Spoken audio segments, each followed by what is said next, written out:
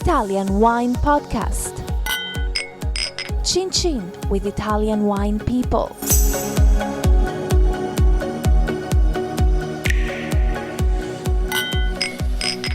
This podcast is brought to you by Native Grape Odyssey. Native Grape Odyssey is an educational project financed by the European Union to promote European wine in Canada, Japan, and Russia. Enjoy. It's from Europe.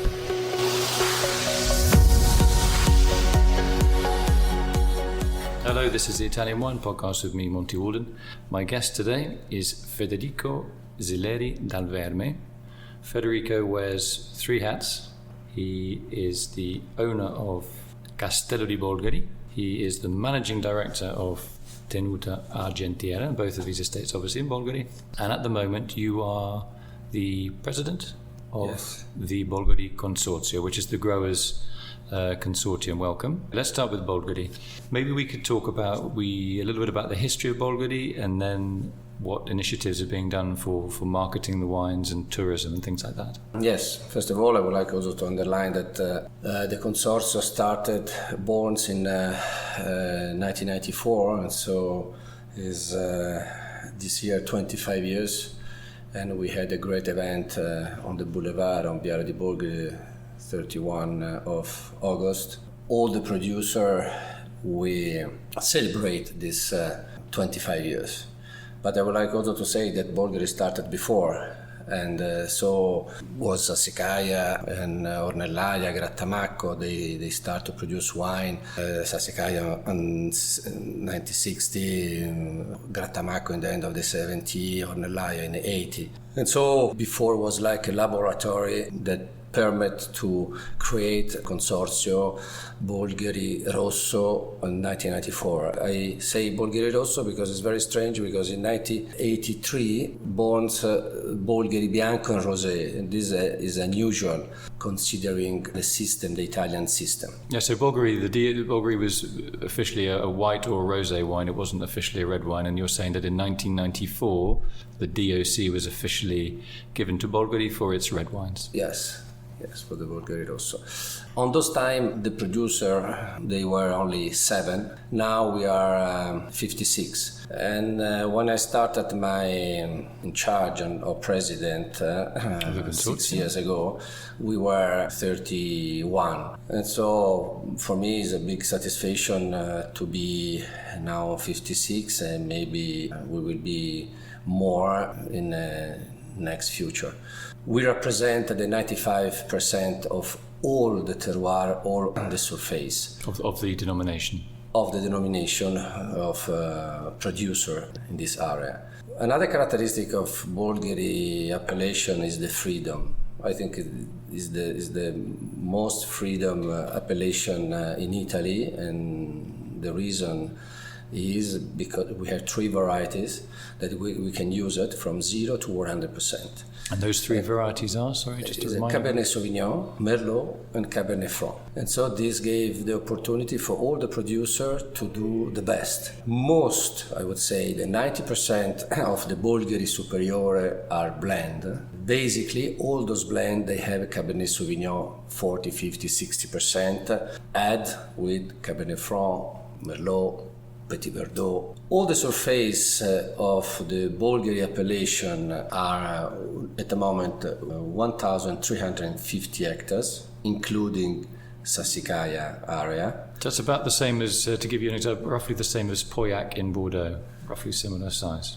Similar, 45% is represented by the Cabernet Sauvignon, 25% by Merlot, 11% but are increasing percent is Cabernet Franc. After we have Petit Verdot, Syrah, and what is very unusual for Toscana area that doesn't exist anymore, the Sangiovese.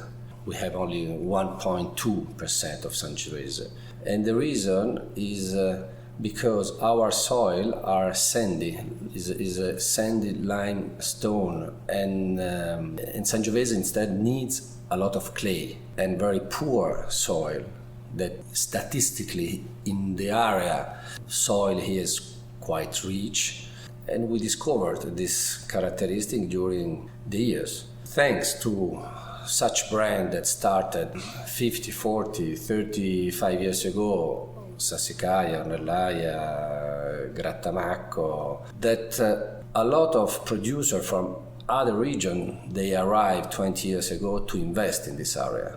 And this is fantastic because they could promote Bolgheri in the right way. What I mean, other producers famous of other region like Gaia from Piemonte, Allegrini from Veneto, they had already structured commercial. And so, everybody knows to produce wine is easy, but after it's very difficult to sell. And so I'm very proud, not because I'm the president of all those producers, but all of us, we are very proud to belong to this team, because we have brand who belongs to the history of this area. We have famous producer from other region and little producer that they started for passion. This kind of blend of producer make Bolgheri strong. Yeah, it's something for everybody. Yeah, this is a beautiful history, It was not a strategy behind Bolgheri. I like to give the definition to Bolgheri that is a case. Many cases, one after others, create Bolgheri. So one good event after another, it was like self-perpetuating. Yes, always with the example. So without, I repeat again, Sassicaia, Ornellaia, Grattamacco, Guadaltasso, we wouldn't be here. I started to work in Argentiera was 20 years ago, and I could think the project Argentiera thanks to the example of the other wineries. So when you bought Tenuta Argentiera, what were you doing before? Did you have another winery somewhere? Were you a business person? First of all, I didn't bought Argentiera because this I managed Argentiera. Castello di Bolgheri, scusa. Castello di Bolgheri. So you're owner of Castello di Bolgheri. I received it by heritage through my mother. Okay. And so we are descendant from the La Gradesca family, through my grandmother, and so woman roots, and that's it. In 95, 96, with my father and with my mother, we started to renovate all the project and to replant all the vineyards, to restructure the old cellar that are located just in the center of the village of Bolgheri. And so it was a really great big investment, and now I'm very happy what we are, because this represents the terroir of the area just around the castle. Our vineyards are just in the middle of Sassicaia and Ornellaia. So how big is your vineyard at Castello di Bolgheri? How many hectares roughly? We have 60 hectares. Okay, and it's the castle is a protected monument. It's a national historic monument, isn't it? Yes, it's a private residence first of all, and belongs to the club, I would say, Dimore Storiche. But we live inside, and so it's not a museum. It's nice that it's being lived in, though. It's not like a building that has no life, and it's a farm, and it's a home. Absolutely, it's a home, and I like also to say, thanks to the vineyards, I could maintain this property with my sisters, because the castle belongs to my sister, and the agriculture farm and the vineyards and the brand belong to me. But thanks to the vineyards, thanks to this appellation, we could maintain this. In terms of the promotion of Bolgheri wines, either in Italy or abroad, some people say, you're in Bolgheri, your wines the region gets very good scores in the reviews of the journalists, and there's a lot of press coverage. It must be really easy here to sell wine. You just make it and it sells, and then you can go to the beach and relax. Is it like that, or is it a little bit different? You're smiling. Not at all. Looks like this, but is always very difficult to sell the wine, even in such beautiful appellation that has success. At the moment, I would say that is more virtual than reality Bolgheri appellation. What I mean, yes, of course, the brand like Ornellaia and Sassicaia are very strong, and they don't have problem to sell the wine. And what is very important is the position. What we have to work, what we have to pay attention is just to sell the wine in a right position. Otherwise, the consumer, they don't understand really the quality of the wine. Or the significance of the wine. Is always the example, the power of Bolgheri. All the producer, they are the last producer that they arrive here. What they want to do is just to produce the best wine to be compared with Sassicaia or Nellaia, and now maybe Argentiera and Castello di Bolgheri that started. But that's a good thing, though, isn't it? 20 years ago. That's a good thing, though, if people want to really not just say we're just going to make a normal wine, and we all want to sort of emulate the iconic wines. That's surely good for the region. I think that the consumer, they want this. The consumer ask, if I drink a glass of Bolgheri, they expect to drink a great wine, not a cheap wine. But I would like also to pay attention. I don't want to be too much elitist on saying that. We have to take care how to sell the wine. It's never easy to sell the wine, even Bolgheri. Yeah, so but what you're talking about is the brand value of Bolgheri in general, a little bit like maybe say Montalcino, where it's an iconic brand. Obviously the hidden here is smaller. It's true, but there's another message that I repeat every time that we met with all the producer is please put on over your name and after Bolgheri, because the power is given by the name of the producer. Yes, the appellation help on this, but we don't want to make the mistake that other appellation did. And so always because we have this kind of example. So to sell well the wine, first of all, is your brand, is your name. After there is appellation, not the appellation and after your name. Yeah. And so this is another point that can be very simple, but it's very important. Okay. So what are your personal projects for the future, and what does the Consorzio have for the future in terms of either promotion or initiatives? I think we have to increase in the market on quantity, and we have also to increase in communication, because I said before, Bolgheri is more virtual than real. So when you say, what do you exactly mean? You mean it's a wine that a lot of collectors or clients of, say, high value, that they know this name, and what you're saying is it's important that they understand the reality behind Bolgheri and its values. They know Bolgheri on terms of Sassicaia and Nellaia, but they don't know at all who we are and where we are, because this is very important. If you ask to someone, but even Italy, where we are, they don't know that we are in Tuscany. And there's another thing that I now pushing more and more, that on the label Bolgheri, Tuscany, Italia. Because in one way, the brand Tuscany is much more strong than Bolgheri. And so is how you can, communicate. So the team is very strong. Is I would say, Premier League team. That we have all the power, we have all the instrument to communicate. So the Consorzio will have to do.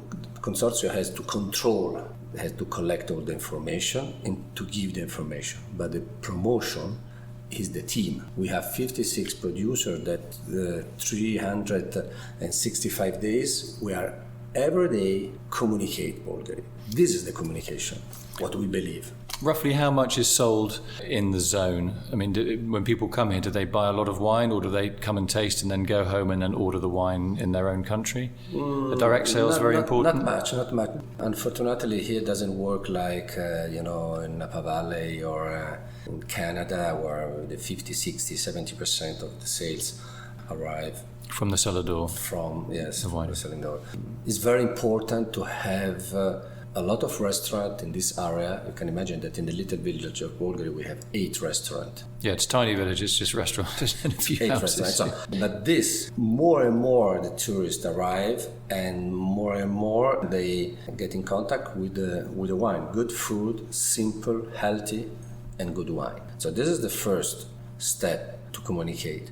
After is the Italy market, and the Italy market are increasing in the last 3 years a lot, really a lot, and after, yes, of course, abroad, and this is the big challenge for the future. What are the biggest export markets, just roughly? Is it America, Japan, Russia?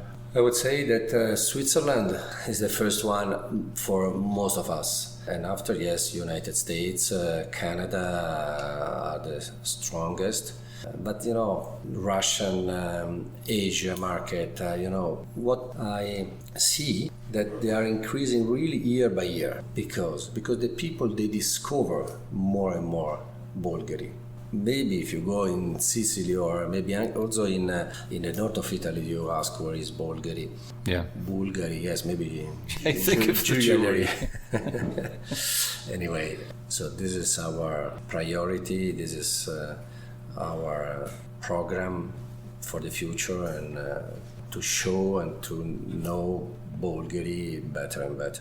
I would like also to say lucky man to work in this area because I started when Bolgheri started. And so 25 years after my graduation at the university in Florence in agronomy, I started to work on it. And so it's a passion, it's my heart. And so you're a great example of the recent history of Bolgheri. You've lived through before the DOC arrived and then when the DOC arrived and then... Now there is I like also to say that we start to surfing. Surfing because we are on the right moment with a great vintage, with a great score from our producer in Bolgheri, like Sassicaia and Ornellaia.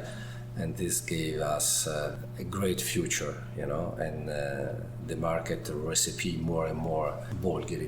They ask, they are curious, but in the same time we have to stay humble, really humble. In some way, when you mentioned some of the bigger names like Ornellaia or Sassicaia, almost for them, also not to continue their success, but it's important that the region has grown, right? That you've had other wineries, maybe some slightly smaller ones that maybe are not owned by, let's say, famous names like Antonori, for example. It's nice having some smaller, like a mix of wineries. Like you have a family-owned winery. This is, I think, it's very, very important to have the small wineries because give of this terroir dynamismo. Then another thing is very important is the generation. We have a lot of young guys they are involved, and this is very, very important.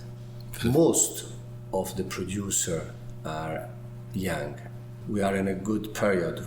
Is a fermentation because all of them they are very passionate on the vineyards first of all, and to know, to discover, because there is other things also to discover from this area. So yeah, I mean the terroir's been mapped quite well. I mean it's like a lot of work has gone into understanding the soils and the various micro terroirs here that other regions without naming names haven't really bothered with, and that is a big advantage I think for Bolgheri. And also to receive information from the producer, make good cross communication, tasting, blind tasting with enologists from many properties from Bolgheri. This helps a lot. I want to say thanks to my guest today, Federico Zileri Dal Verme. Thanks very much for telling us about the region in general, a little bit about your family estate, and we wish you every success for the rest of the harvest, and buona continuazione. Grazie mille. Grazie a voi. This podcast has been brought to you by Native Grape Odyssey, discovering the true essence of high-quality wine from Europe. Find out more on nativegrapeodyssey.eu. Enjoy. It's from Europe. Follow Italian Wine Podcast on Facebook and Instagram.